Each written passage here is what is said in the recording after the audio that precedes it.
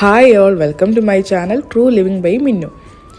ഓണമൊക്കെ അല്ലേ, അപ്പോൾ ഓണം സ്പെഷ്യൽ 2 റെസിപ്പീസാണ് ഇന്നത്തെ വീഡിയോയിൽ ഞാൻ കാണിക്കാൻ പോകുന്നത്. തിരുവനന്തപുരത്തിൻ്റെ സ്വന്തം ബോളിയും പാൽപ്പായസവുമാണ്. അപ്പോൾ ഒട്ടും താമസിക്കാതെ തന്നെ നമുക്ക് വീഡിയോയിലേക്ക് കടക്കാം. ആദ്യം തന്നെ നമുക്ക് ബോളി ഉണ്ടാക്കുന്നത് എങ്ങനെയാണെന്ന് നോക്കാം. അതിന് വേണ്ടത് മൈദയാണ്.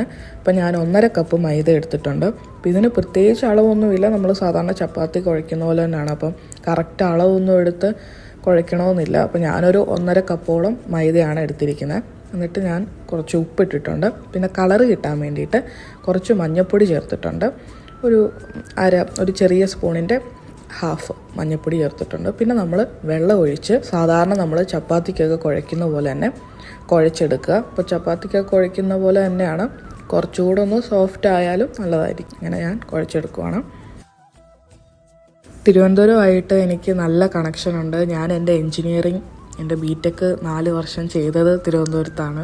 പിന്നെ ഞങ്ങൾ കുഞ്ഞായിരിക്കുമ്പോൾ ഞങ്ങളുടെ അമ്മ വീട് തിരുവനന്തപുരത്തായിരുന്നു. അപ്പം ഞങ്ങൾ വലിയ അവധി, ക്രിസ്മസ് അവധി, ഓണാവധി എന്നൊക്കെ പറയുന്നതെല്ലാം നിൽക്കാൻ പോകുന്നത് 1 മാസം, അങ്ങനെ 2 മാസമൊക്കെ നിൽക്കാൻ പോകുന്നത് തിരുവനന്തപുരത്തായിരുന്നു. ഇപ്പോൾ അവർ കോട്ടയത്തോട് ഷിഫ്റ്റ് ചെയ്തു. പിന്നെ എൻ്റെ അമ്മയുടെ സിസ്റ്റർ ഫാമിലിയായിട്ട് തിരുവനന്തപുരത്ത് സെറ്റിലായവരാണ്. അവരിപ്പോഴും തിരുവനന്തപുരത്താണ്. അങ്ങനെ തിരുവനന്തപുരം എന്ന് പറയുന്ന സ്ഥലമായിട്ട് നല്ല പരിചയമാണ്. പിന്നെ ഹോസ്റ്റലിലൊക്കെ നിന്ന് പഠിച്ചതുകൊണ്ട് അവിടുത്തെ സ്ഥലങ്ങളും കാര്യങ്ങളും എല്ലാം അറിയാം. അവിടുത്തെ ഒരുപാട് സദ്യ കഴിച്ചിട്ടുണ്ട്. അവരുടെ സദ്യയിൽ ഏറ്റവും പ്രധാനപ്പെട്ട 2 ഐറ്റംസാണ് ബോളിയും പാൽപ്പായസവും. അങ്ങനെയാണ് ഇത് കഴിച്ചത്. തിരുവനന്തപുരത്ത് മാത്രം കിട്ടുന്നൊരു ഐറ്റമാണ് ബോളി. പണ്ട് കുഞ്ഞായിരിക്കുമ്പോഴൊക്കെ ഞങ്ങൾ തിരുവനന്തപുരത്ത് പോകുമ്പം അവിടെയൊക്കെ ബേക്കറിയിലും ഒക്കെ കിട്ടും ഇത് പാക്കറ്റ് മേടിക്കാൻ. ഞങ്ങൾ സ്ഥിരം മേടിച്ച് കഴിക്കുന്ന ഐറ്റമാണ്. അപ്പോൾ എല്ലാവരും ഉണ്ടാക്കി നോക്കുക. നല്ല സിമ്പിളായിട്ട് നമുക്ക് വീട്ടിൽ തന്നെ ഉണ്ടാക്കാം. നല്ല ടേസ്റ്റുമാണ്. ഇപ്പം നമ്മൾ നന്നായിട്ട് കുഴച്ചെടുത്തിട്ടുണ്ട്. നിങ്ങൾക്ക് കാണാം, നല്ല സോഫ്റ്റായിട്ട് നല്ലതായിട്ട് കുഴച്ചെടുത്തിട്ടുണ്ട്. ഇനി വേണ്ട എന്താണെന്ന് വെച്ചാൽ സെസമി ഓയിൽ, എള്ളെണ്ണ, നമ്മുടെ നാട്ടിലെ എള്ളെണ്ണ, അത് നമ്മൾ ഇതിന് മുകളിലായിട്ട് ഒഴിച്ചു കൊടുക്കുക. അപ്പോൾ അതിന് ഇത്ര അളവൊന്നുമില്ല, നന്നായിട്ട് ഒഴിച്ചു കൊടുക്കുക. അത് നന്നായിട്ട് ആ എണ്ണയിൽ സോക്ക് ചെയ്ത് ഒരു 1 അവർ നമ്മൾ ഈ ഒരു മാവ് വെച്ചിരിക്കണം. അപ്പം ഈ എണ്ണ പേടിക്കേണ്ട, പിന്നീട് നമ്മളിതങ്ങ് ഊറ്റിക്കളയും ഈ എണ്ണ അങ്ങ് നമ്മൾ ഉണ്ടാക്കാൻ തുടങ്ങുമ്പോഴത്തേന്. അപ്പോൾ ഇതിൽ കുറച്ച് നേരം ഈ എണ്ണയിൽ സോക്ക് ചെയ്ത് ഒരു 1 അവറെങ്കിലും മിനിമം നമ്മൾ ഇത് വെച്ചേക്കണം. ഇനി നമുക്കിത് 1 മണിക്കൂർ അടച്ച് മാറ്റി വെക്കാം. ഈ സമയം കൊണ്ട് നമുക്ക് ഉള്ളിൽ വെക്കേണ്ട ഫില്ലിങ് തയ്യാറാക്കാം. അപ്പോൾ ഫില്ലിങ്ങിന് വേണ്ടി നമുക്ക് വേണ്ടത് കടലപ്പരിപ്പാണ്. ചന ഡാൽ എന്ന് പറഞ്ഞ് മേടിക്കാൻ കിട്ടുന്നതാണ്, സാമ്പാർ പരിപ്പല്ല, മാറിപ്പോകരുത്. അപ്പോൾ ഈ കടലപ്പരിപ്പ് ഞാൻ 1 കപ്പ് എടുത്തിട്ടുണ്ട്. 1 കപ്പ് കടലപ്പരിപ്പാണ് വേണ്ടത്. അത് കഴുകി വാർത്ത് എടുത്തു വെച്ചിരിക്കുന്നതാണ്. ഇനി അത് നമുക്ക് നന്നായിട്ടൊന്ന് കുക്ക് ചെയ്തെടുക്കണം. അപ്പോൾ കുക്കറിൻ്റെ ആവശ്യം ഇല്ല, നമുക്കിതുപോലൊരു പാത്രത്തിൽ കുക്ക് ചെയ്തെടുത്താൽ മതി. കാരണം കുക്കറിൽ കുക്ക് ചെയ്തെടുക്കുമ്പോൾ ചിലപ്പം വേവ് കൂടിപ്പോകാൻ ചാൻസ് ഉണ്ട്. അപ്പോൾ ഞാൻ ഓൾറെഡി കെറ്റിലിൽ വെള്ളം ബോയിൽ ചെയ്തിട്ട് ആ തിളച്ച വെള്ളത്തിലോട്ടാണ് പരിപ്പ് ഇടുന്നത്. അപ്പോൾ അത്രയും നേരത്തെ സമയം ലാഭിക്കാനായിട്ട്. അപ്പോൾ ഞാൻ ഈ പരിപ്പ് നേരത്തെ സോക്ക് ചെയ്യാൻ വെച്ചിട്ടൊന്നുമില്ല, ഡയറക്റ്റ് പരിപ്പ് കഴുകി എടുത്ത് വേവിക്കുവാണ്. അപ്പോൾ നിങ്ങൾക്ക് വേണമെങ്കിൽ കുറച്ച് നേരം നേരത്തെ സോക്ക് ചെയ്ത് വെച്ചിരുന്നാൽ നിങ്ങൾക്ക് കുറച്ചുകൂടെ നേരത്തെ ഇത് കുക്ക് ചെയ്ത് കിട്ടും. അപ്പോൾ എനിക്കൊരു 15 മിനിറ്റൊക്കെ എടുത്തു. അപ്പോൾ നിങ്ങൾക്ക് കാണാം, ഈ ഒരു വേവ് മതി, ജസ്റ്റ് ഒന്ന് ഉടയണം, അതിൽ കൂടുതൽ വേവാൻ പാടില്ല. ഇനി നമുക്കിത് വാർത്തെടുക്കാം. അപ്പോൾ അതാ വാർത്തെടുത്ത് വെച്ചിട്ടുണ്ട്. ഇനി നന്നായിട്ട് ചൂടാറി കഴിയുമ്പോൾ നമുക്ക് മിക്സിയിലിട്ട് നന്നായിട്ട് പൊടിച്ചെടുക്കണം. അപ്പോൾ ചൂടാറിയിട്ടുണ്ട്, ഞാനത് പൊടിച്ചെടുക്കാൻ പോവാണ്. അപ്പം ഒട്ടും വെള്ളം ചേർക്കാതെ വേണം പൊടിച്ചെടുക്കാൻ. അപ്പോൾ അതാ നമ്മൾ പൊടിച്ചെടുത്തിട്ടുണ്ട്, നന്നായിട്ട് ഉടച്ച് എടുത്തിട്ടുണ്ട്. ഈ ഒരു കൺസിസ്റ്റൻസിയാണ്, ഒട്ടും വെള്ളം ചേർക്കാതാണ് പൊടിച്ചെടുത്തത്. ഇനി നമ്മൾ ഒരു പാൻ എടുക്കുക, അതിലേക്ക് ഒരു 2 സ്പൂൺ നെയ്യ് ഒഴിക്കുക. അത് കഴിഞ്ഞിട്ട് ഈ ഒരു പൊടിച്ച് വെച്ചിരിക്കുന്ന നമ്മൾ പരിപ്പ് അതിലേക്ക് ചേർത്തിട്ട് നന്നായിട്ടൊന്ന് വഴറ്റി കൊടുക്കുക. ഇനി അതിലേക്ക് ഒരു 1/2 കപ്പ് പഞ്ചസാരയും കൂടെ ചേർക്കുക.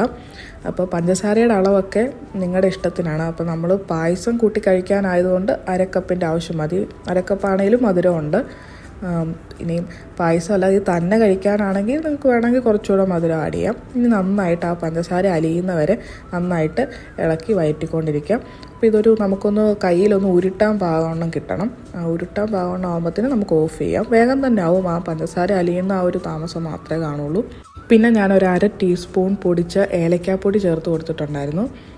അത് കഴിഞ്ഞിട്ട് നമ്മൾ നന്നായിട്ട് ഇളക്കി കൊടുക്കുക. അപ്പം നിങ്ങൾക്കിപ്പോൾ തന്നെ കാണാം അതൊന്ന് ഉരുട്ടുന്ന പരുവത്തിലായിട്ടുണ്ട്. ഇനി നമുക്ക് ഓഫ് ചെയ്യാം. ഈ ഒരു പരുവമായാൽ മതി. അപ്പോൾ ഇതാ നമ്മുടെ ഫില്ലിങ് റെഡി ആയിട്ടുണ്ട്. അപ്പോൾ ഇനി ഇത് ഒന്ന് ചെറിയതായിട്ടൊന്ന് ചൂടാറാനായിട്ട് വെയിറ്റ് ചെയ്യാം, അല്ലാതെ നമുക്ക് ഉരുട്ടാൻ പാടായിരിക്കും. ഇനി നമ്മൾ നേരത്തെ അതൊരു മണിക്കൂറായി നമ്മൾ നേരത്തെ കുഴച്ച് വെച്ചിരിക്കുന്ന മാവ്, അതിൽ നിന്ന് നമ്മൾ ആ എള്ളെണ്ണ നമ്മൾ മാറ്റിയെടുക്കുവാണ്, ഊറ്റിങ്ങ് മാറ്റുവാണ്. ഇനി നമ്മൾ സാധാരണ ചപ്പാത്തിയൊക്കെ പരത്തുന്ന പോലെ തന്നെ കുറച്ച് മൈദയുടെ മാവ് എടുത്തു. അപ്പോൾ ഇത് കൂടുതൽ വേണ്ടത് ആ ഫില്ലിംഗ് ആണ്, എന്നാലേ ആ ടേസ്റ്റ് കാണുള്ളൂ.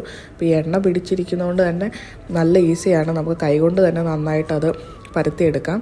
അതിന് ശേഷം നമ്മൾ ഇതിനുള്ളിലായിട്ട് നമ്മുടെ ഈ പരിപ്പിൻ്റെ ഫില്ലിങ് വെക്കണം. അതും നന്നായിട്ട് ഉരുട്ടി ഇതിനുള്ളിൽ വെക്കുക. അത് കഴിഞ്ഞിട്ട് ആ ഒരു ഫില്ലിങ്ങിനെ കവർ ചെയ്തിട്ട് അത് കഴിഞ്ഞ് ബാക്കി വരുന്ന മൈദമാവ് നമ്മൾ മാറ്റണം. അപ്പം ഇതിൽ കൂടുതലും ആ ഫില്ലിംഗ് ആയിരിക്കണം. ചെറുതായിട്ട് മാത്രമാണ് ആ മൈദയുടെ ആ കോട്ടിങ് വരത്തുള്ളൂ, എന്നാലാണ് അതിന് നല്ല ടേസ്റ്റ് കാണുള്ളൂ. അത് കഴിഞ്ഞ് നമ്മൾ സാധാരണ ചപ്പാത്തി പരത്തുന്ന പോലെ തന്നെ പരത്തി എടുക്കുക. അപ്പോൾ നന്നായിട്ട് തന്നെ പരത്താനൊന്നും ഒരു പാടുമില്ല, നന്നായിട്ട് തന്നെ പരന്ന് കിട്ടും, നിങ്ങൾക്ക് കാണാം. പിന്നെ ഷേപ്പൊന്നും നിങ്ങൾ നോക്കണ്ട. അതുപോലെ തന്നെ ഞാനെല്ലാം പരത്തി എടുക്കുവാണ്.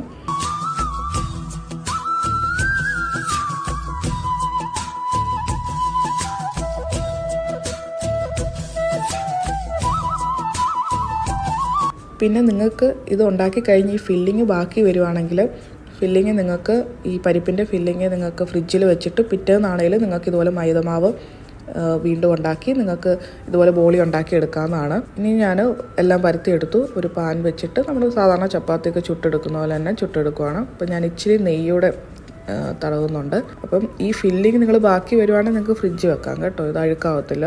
ഒരു 24 hours ഒക്കെ ഇരുന്നോളും, ഫ്രിഡ്ജിലിരുന്നോളും. പിറ്റേന്ന് നിങ്ങൾക്ക് ഇതുപോലെ വേറെ മൈദമാവ് വീണ്ടും ഇതുപോലെ കുഴച്ച് നിങ്ങൾക്ക് ഇതുപോലെ തന്നെ ബോളി ഉണ്ടാക്കിയെടുക്കാവുന്നതാണ്.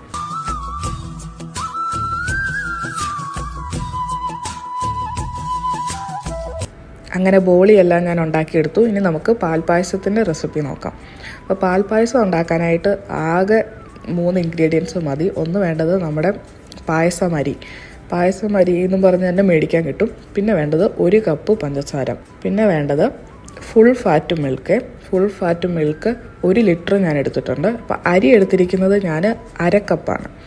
1/2 കപ്പ് അരിയും ഈ കാണുന്ന റെഡ് റോ റൈസ് പായസം അരി നിങ്ങൾക്ക് കാണാം, അങ്ങനെ നമുക്ക് കടയിൽ മേടിക്കാൻ കിട്ടും. അതൊരു 1/2 കപ്പാണ് എടുത്തിരിക്കുന്നത്. പിന്നെ 1 കപ്പ് പഞ്ചസാര, 1 ലിറ്റർ പാല്. ഇതാണ് വേണ്ടത്. ഞാൻ കുക്കറിലാണ് ഉണ്ടാക്കുന്നത്, അതാണ് ഏറ്റവും ഈസി മെത്തേഡ്. ഞാൻ ഈ പായസം വീട്ടിൽ ഇടയ്ക്കിടയ്ക്ക് ഉണ്ടാക്കുന്ന ഒരു ഐറ്റമാണ്. കാരണം എളുപ്പമാണ്, ഇളക്കിക്കൊണ്ടൊന്നും ഇരിക്കേണ്ട കാര്യമില്ല, വേഗം തന്നെ കാര്യം കഴിയും. ഞാനിപ്പോൾ ആ അരി കഴുകി വാർന്നെടുത്തിരിക്കുന്നതാണ്. അപ്പോൾ വലിയൊരു കുക്കർ തന്നെ എടുക്കുക. അതിലാണെങ്കിൽ ചെറിയ കുക്കറാണെങ്കിൽ പാൽ ഒരുപാട് ചീറ്റി പുറത്ത് വരാൻ ചാൻസ് ഉണ്ട്. ഇനി 1 ലിറ്റർ ഫുൾ ഫാറ്റ് മിൽക്ക് ഒഴിച്ചു കൊടുക്കുകയാണ്. അതിൻ്റെ കൂടെ ഞാൻ 1 ഗ്ലാസ് വെള്ളവും കൂടെ ഒഴിച്ചു കൊടുക്കുന്നുണ്ട്, അതിൻ്റെ ക്ലിപ്പ് മിസ്സായിപ്പോയി. അപ്പോൾ 1 ലിറ്റർ മിൽക്കും 1 ഗ്ലാസ് വെള്ളവും. ഇനി ആ പാലിലേക്ക് നമ്മൾ എടുത്തു വെച്ചിരിക്കുന്ന 1 കപ്പ് പഞ്ചസാരയും 1/2 കപ്പ് കഴുകി ഊർത്ത് വെച്ചിരിക്കുന്ന അരിയും ഇട്ടു. അരി ഇടുന്ന ക്ലിപ്പ് എൻ്റെ നിന്ന് മിസ്സായിപ്പോയി, അപ്പോൾ അതുകൂടെ ഞാൻ ചേർക്കുന്നുണ്ട്. ചേർത്തിട്ട് നമ്മൾ കുക്കർ അടച്ച് വെക്കുക. എന്നിട്ട് മേളിൽ നിന്ന് ആവി വരുമ്പോൾ മാത്രം വിസിൽ വെച്ച് കൊടുത്താൽ മതി.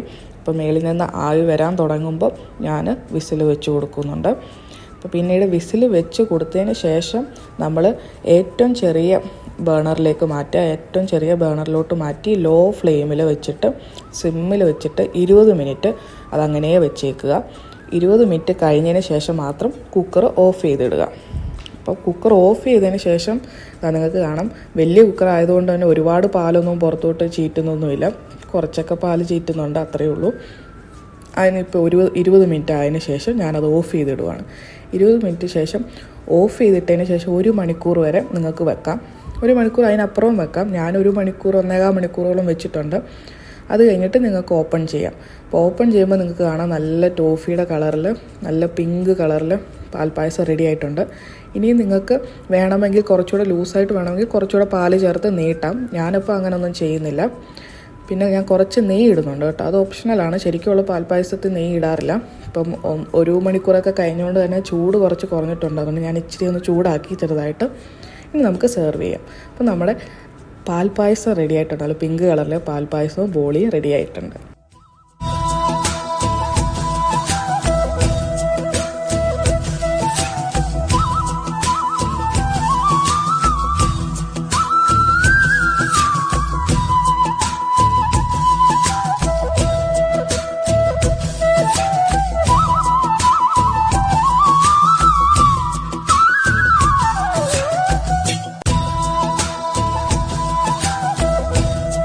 അപ്പം ഈ റെസിപ്പി എല്ലാവരും ട്രൈ ചെയ്യുക. ഈ ഓണത്തിന് എല്ലാവരും വീട്ടിൽ ഇതുണ്ടാക്കി കഴിക്കുക.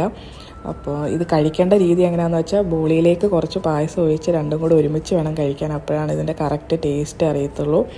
അപ്പോൾ എൻ്റെ പഴയ വീഡിയോസ് കാണാത്തവർ കാണുക. ചാനൽ സബ്സ്ക്രൈബ് ചെയ്യാത്തവർ സബ്സ്ക്രൈബ് ചെയ്യുക. Thank you all for watching my video. അപ്പോൾ എല്ലാവർക്കും ഹൃദയം നിറഞ്ഞ ഓണാശംസകൾ നേരുന്നു. അപ്പോൾ നെക്സ്റ്റ് വീഡിയോയിൽ കാണാം. Thank you all.